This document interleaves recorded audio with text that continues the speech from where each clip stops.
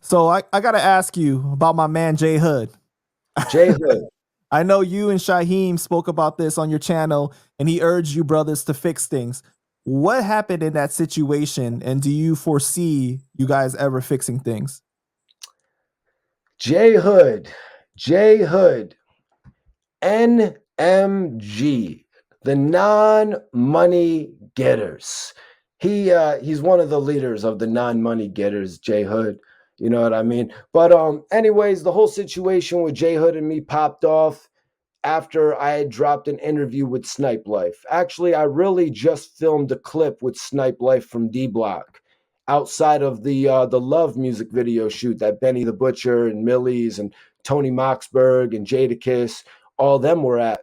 So I filmed this clip with Snipe Life, basically talking to him. I was like, so everybody knows what happened to Bully. Everybody knows that J Hood either got kicked out of D Block or left D Block. And Snipe Life cut me off and said, kicked out. He got kicked out of D Block. And when I dropped that video on my Instagram page, J Hood hit me up like, yo, how are you going to do this to me? How are you going to do this to me, Mikey T? I'm like, yo, bro, what are you talking about? I didn't do shit to you. I said what the general narrative is about you on the internet. You either got kicked out or you left. The fact that Snipe Life said something else has nothing to do with me. I'm having a conversation with this man. So Snipe Life and I would go on to do an interview where Snipe Life, we did like an hour-long joint. I put it up. J Hood hits me again. I'm like, yo, J Hood, my G, did you watch the interview? Did you watch the interview, J Hood? Because if you properly watch the interview, you would see that Snipe Life literally in the interview said he made a G call to you to apologize. He made a call to you to apologize about all the speculation and shit like that that's going around about D Block. So before you jump on me about something I put on the internet, how about you watch the entire clip? You know what? So J Hood literally called me on New Year's Day. J Hood called me on New Year's Day. I mean, come on, man. He called me at 9:00 in the morning. And I have a prior relationship with J Hood to the point where J Hood invited me out to Virginia to film him. I done rode up and back to the Bronx 3-4 times to film J Hood. I done filmed J Hood's homies. You know what I mean? So we had that type of relationship. So how far does the relationship go back? Like years?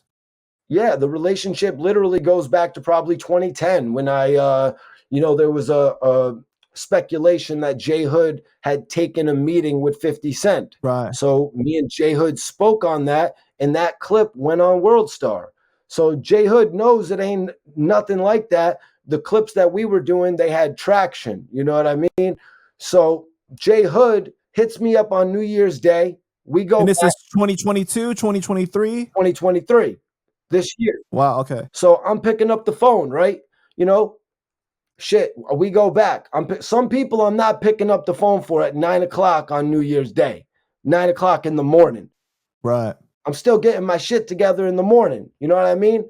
But anyways, so J Hood calls, we have a conversation, and this is when I tell him, I'm like, yo, did you watch the interview, bruh? The dude said he actually apologized to you, Hood.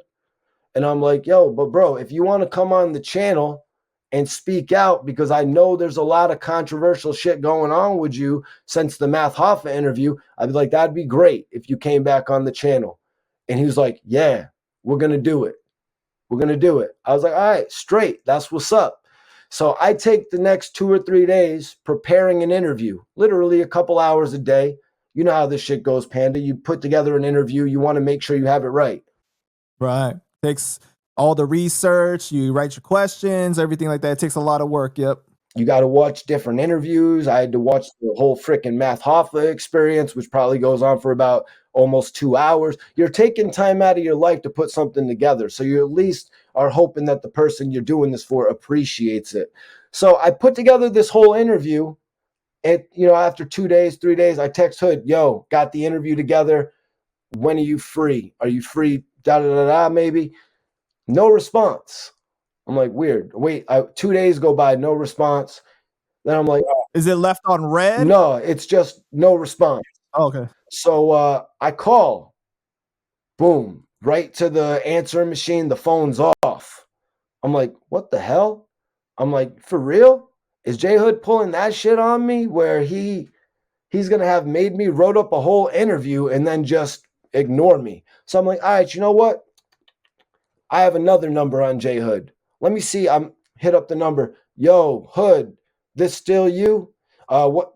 Da da da da. Actually, I had texted the other number. Yo, Hood, this still your number or something like that.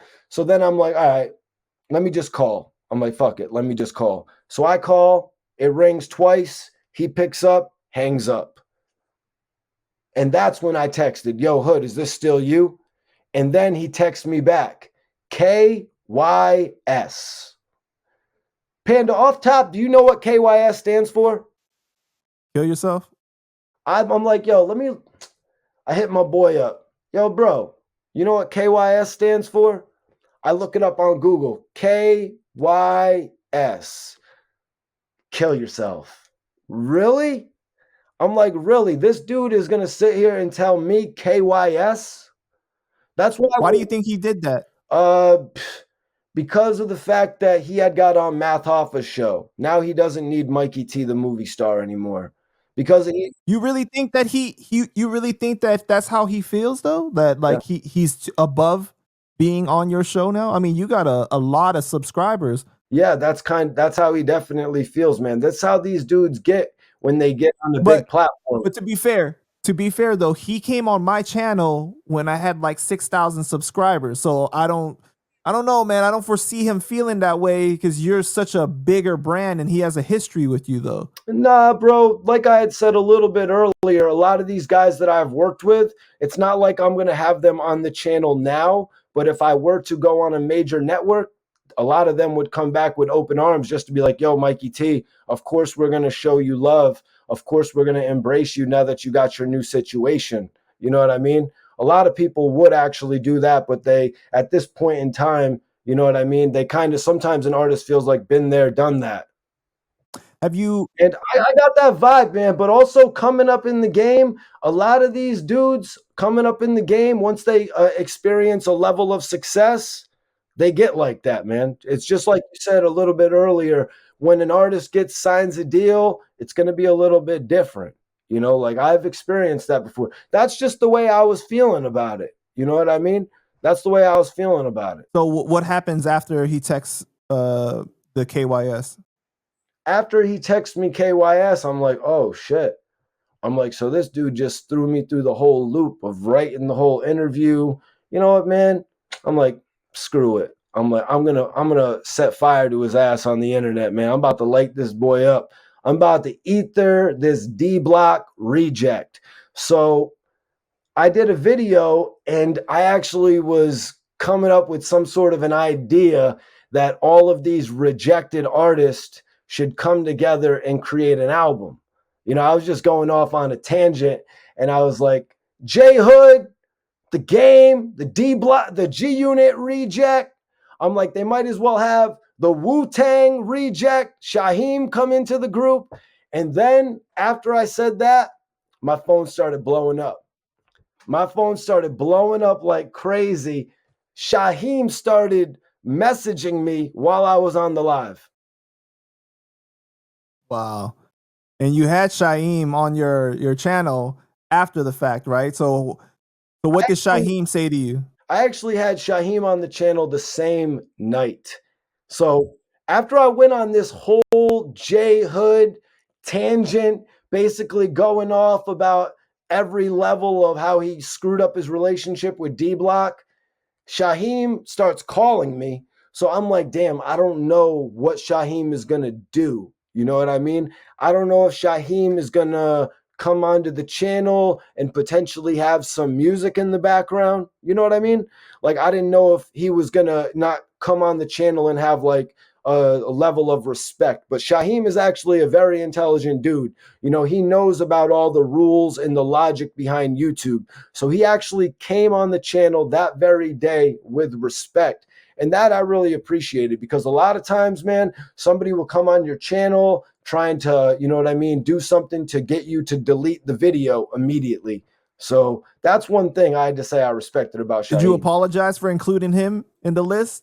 Oh, oh yeah. You could say it was a mistake, you know what I mean?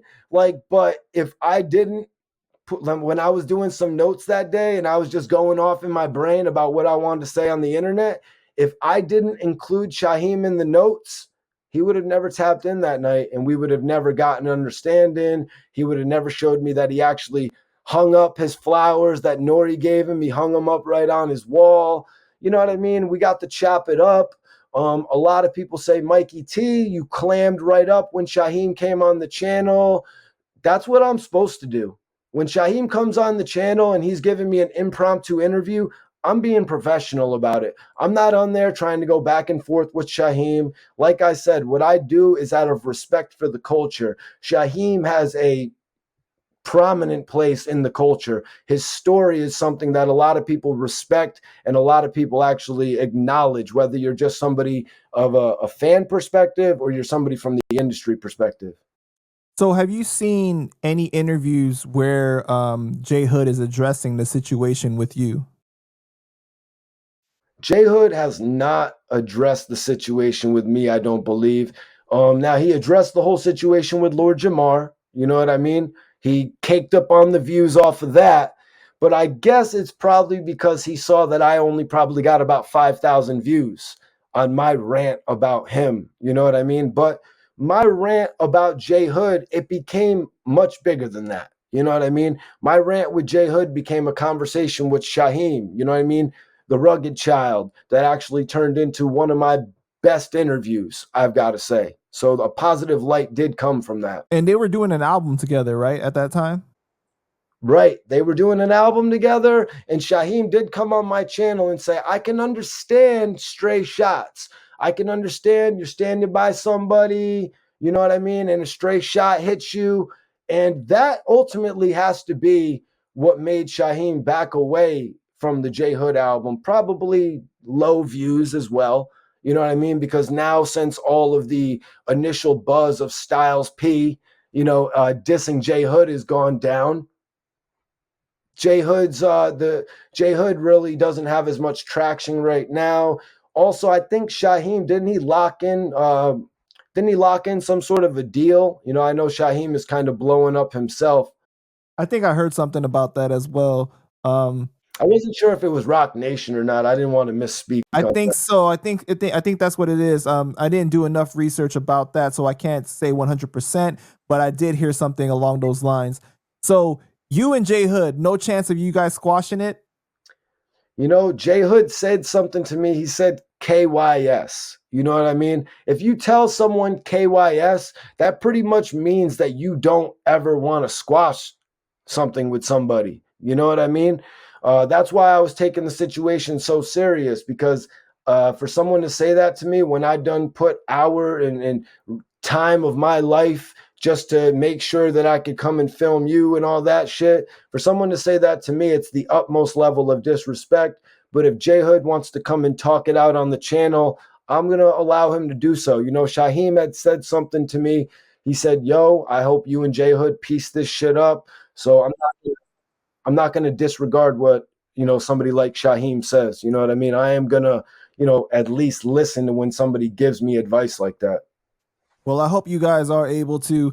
I've had great interactions with Hood. He gave me an interview and everything. So I appreciate him. And I don't know. I guess it's an unfortunate situation in my eyes, but I can understand if that's something that you experienced, why you would feel the way that you do about it. Yeah, I saw that interview that J Hood did with Cuban Link too. Yeah. It kind of seemed like J Hood. Mikey T, come on, man. You know what you're doing, okay? You smart. You're a smart guy. You know what you're doing with these little jabs and stuff like that. The little acronym names, you know, the NMG and Non-money man. getters. Come on. Him, Hassan Campbell. It's the You're non-money gonna get getters. me in trouble. You're gonna get me in trouble, man. Nah, man.